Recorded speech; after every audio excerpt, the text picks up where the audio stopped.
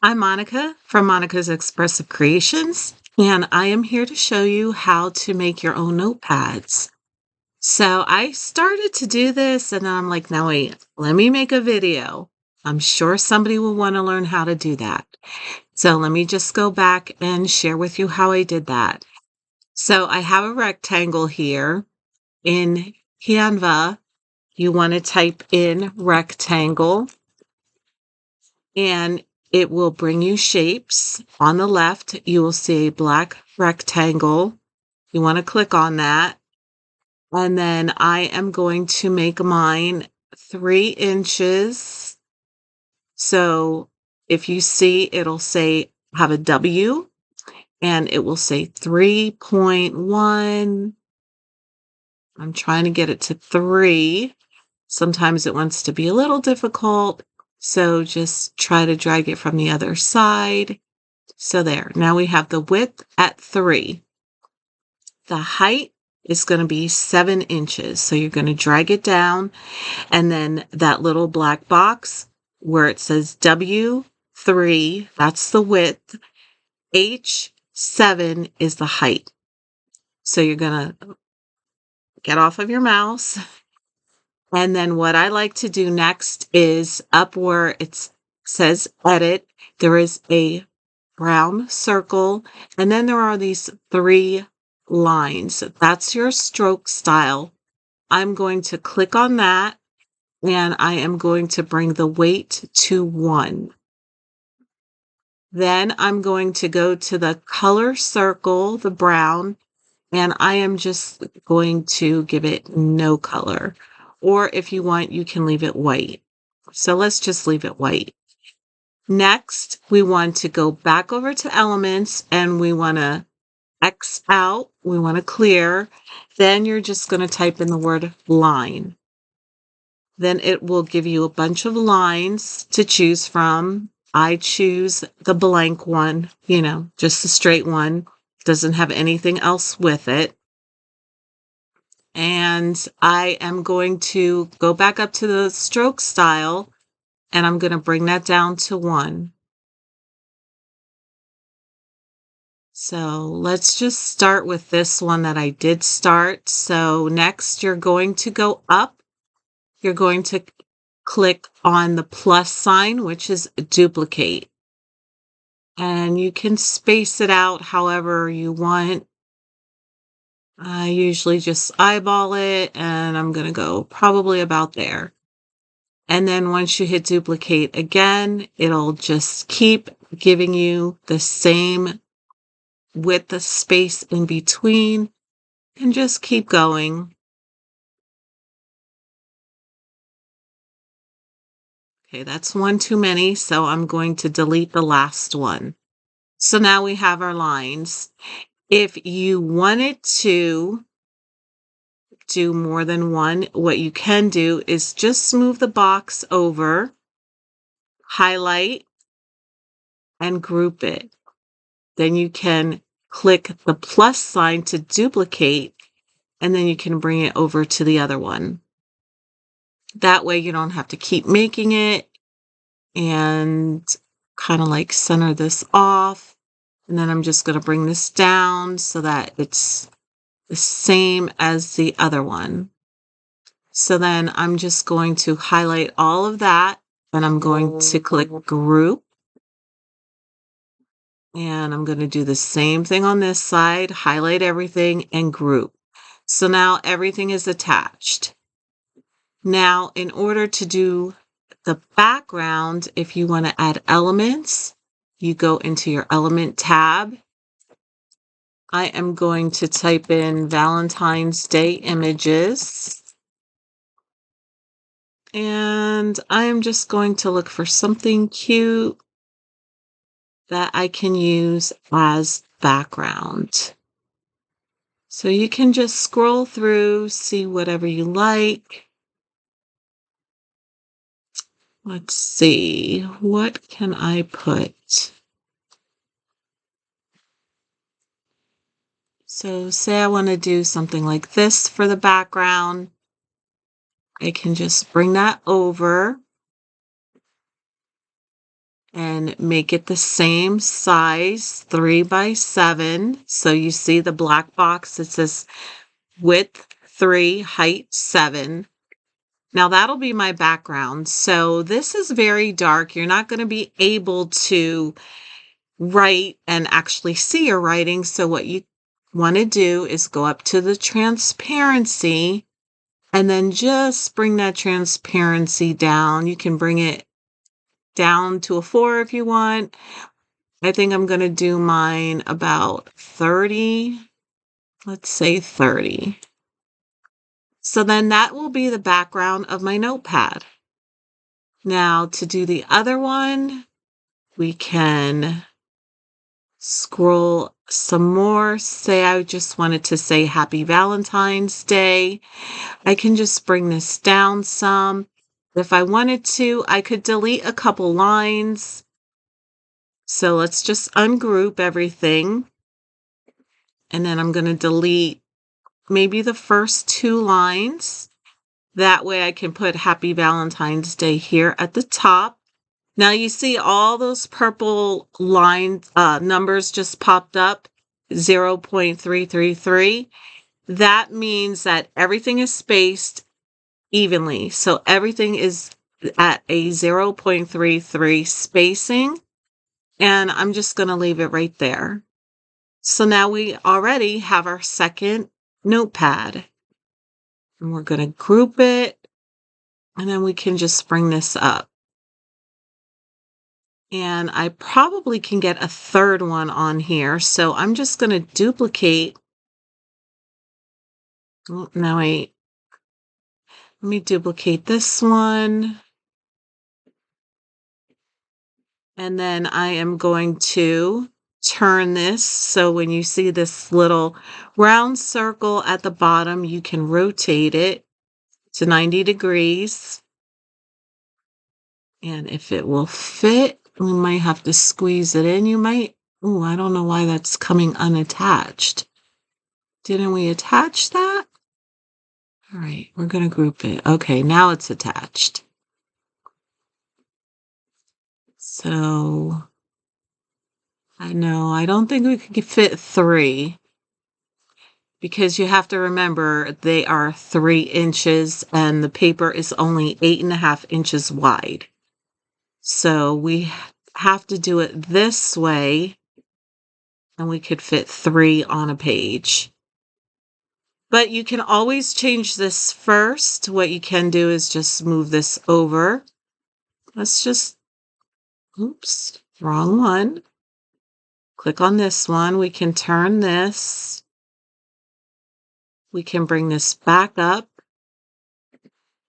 Ungroup. Now say we want to do something different. And let's see, what can we make? So you want to put him here. Bring this down. You can put him in the center. You can bring the transparency down.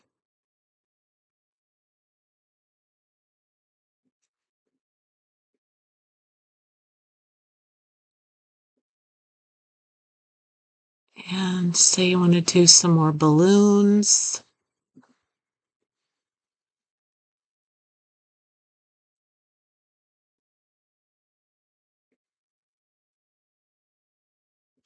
Put that in the background. And then let's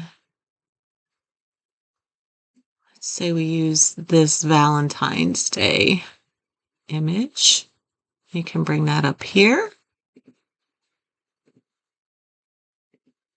And bring that transparency down, or you can leave it dark. Let's just bring it down a little bit, maybe about 70. So now we have our 3 images. So you want to make sure to group everything, highlight and group. Now you can turn it and bring that back down here. Make sure it's at 90-degree angle. There we go. And bring that over like this. And now you're ready to print. So when you want to print it, you just go to Share, Download. You can download it as a PDF print. Change the color profile to CMYK and download your image. And then once it downloads, it will save into your file. And then once you have it in your file, you can then go ahead and print it. I typically do 60 sheets, about 50 to 60. Valentine Notepad. So we're going to save that. And then we're going to click on it. And then it will show up. You want to click on that. Now, the way I do mine is I go to my print settings, and then I will go over here to the left. I will go into more settings, make sure that it is on the correct paper size. So it's 8.5 by 11. I do actual size. Then I go into my system dialog.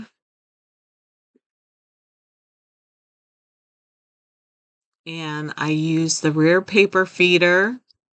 I don't have to worry about it being borderless. It's on white paper. I'm just doing it as standard quality. You can change it to high if you choose. And then we hit print. So let's go to the printer. Let's grab a piece of paper. Could find one.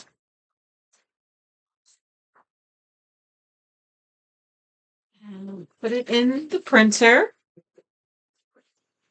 And now we will hit print. And it should print fairly quickly. And then I can show you what it looks like once it's printed. So you can use chipboard for the backing. You don't need to, but I use 50-point chipboard, or you can use 30-point if you are planning on using it as a magnet. This is one that I have created, and this is the back of the chipboard, and I used the magnet for it. So I did this one last year, and the way you assemble it is you just want to cut all your papers the same size, 3 by 7, and I just use my reptile glue. So I just use some reptile glue. I get some chip clips or other clips if I can find one in here. My drawer is a little messy right now. And of course, I can't find any clips. And I had a bunch. Here they are. So you just want to take a little clip, and you can use, I would suggest using something on the top like chipboard, an extra piece of chipboard, just so that you don't ruin your paper. And you want to clip both sides of your paper. And then you'll add the glue on the short edge at the top. And once it dries, you will have your notepad. And like I said, I made this one last year. It's still holding up. But let's see what this came out to look like. If you can see me in this little box. But this is what it looks like. And if you can't see me in the box, I will have a second part right now coming up so you can see. So my videos just don't want to work out today. Once again, I filmed out the whole second half of this, cut everything, and it just ended abruptly. So I cannot cut this again. Maybe I can cut this one. But the other thing I wanted to say is once you have your design, you can get rid of this black box if you don't want it. But if you want to keep it there, just so you know where to cut, you can keep it there. I would suggest using this Fiskars cutting tool if you do not have the industrial cutters. I do have the We Are Cinch Stack cutter that I use to cut all my papers at one time. But if you don't, you can definitely use this. It has a cord in here in the middle that you can just line up your paper and see where it's lined up, and it will trim it perfectly, unless you're me and you don't know how to cut. I have such an issue cutting a straight line, even with a guide. So yeah, that is one of my struggles. And who knew? I mean, I'm a teacher and can't cut a straight line. Go figure. So you just want to take this and cut along your image, your lines where you made them. And that is how your paper will come out. So these were the 3 designs that we did. We did this one, and we have this one, and then we did this one. Now, as you can see, if I line my papers up, it's pretty decent. This one is a little bit shorter, so you can always trim that up if you needed to. Or no, actually it isn't. I think it was just the way I was holding the paper. Yeah, it was the way I was holding the paper. And then I used 30-point chipboard. No, actually this is 50. But you can use 30-point chipboard. You can use cereal box. You can use, you know, any type of cardboard you want. And I forget where I got these magnets from, but you can use the round magnets if you needed to. I would just suggest getting a stronghold magnet.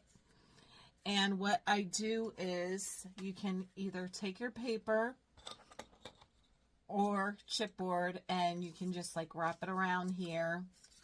Just bring it down a little and then just put your clips on both sides so that it holds the chipboard in place or your paper.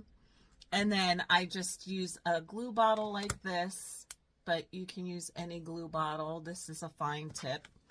And then I would just rub it along here. And I usually just take my fingers and just brush it on there. And you also want to make sure you get in where the chipboard meets the paper. Definitely want to make sure you get that. And then just let it dry. And it, depending on your glue, it could be a couple minutes to all night. It just depends on what glue you use. Once it is done drying, if you wanted to add a second or third coat, you could. I don't. My glue, I use Reptile glue. It's wonderful. And I've never had an issue. And then once it's all together, you will have your notepad that you can hang on the fridge, or if you wanted to keep it on your desk or something. So if you do try this, let me know how you did. And if you found value in this video, like, comment, share, and please subscribe. I'm trying to grow my channel, so I appreciate any feedback, and we'll see you in the next video.